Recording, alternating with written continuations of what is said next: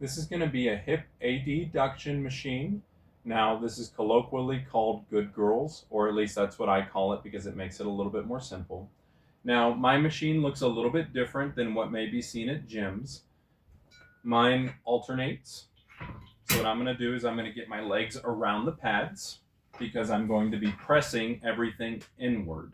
Now, I have a tendency to like to do this in a very specific way.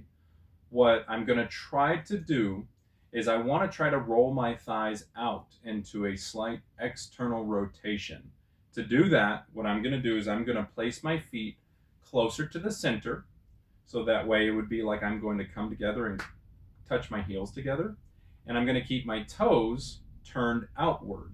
This will help incentivize better external rotation on your thighs. Now, as I go through, I generally want to sit as upright as I possibly can, and you can play with certain machines. Certain machines will allow you the luxury of laying back. The point is that you want to still make sure that you're trying to get this position here.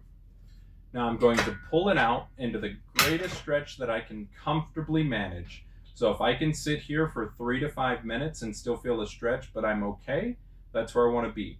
If it's really intolerable, that's not where I want to be. And if I don't feel any stretch, then I also don't want to be working out at that point.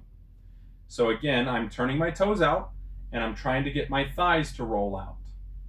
As I go inward here, I want to really make sure that I'm only pressing through with my thighs and not using my feet to assist myself. I've got them in position, but I am not going to be using them because this is a hip movement, so we need to use the thighs to get to that point. From here, you want to brace your abs, make sure that they're tight, pulling up so as to flatten your back a little bit, and then as you go in, try to come into the center. So see in this position that my heels click together. Slowly back out, avoiding any twisting through the torso. If you twist a lot, you may want to grab onto some sort of handles and really brace your abs. And then make sure that you're getting out to that full stretch. Maybe even a little pause there in the middle just to be the icing on the cake. But the most important part is that you're using the full range of motion that you currently have.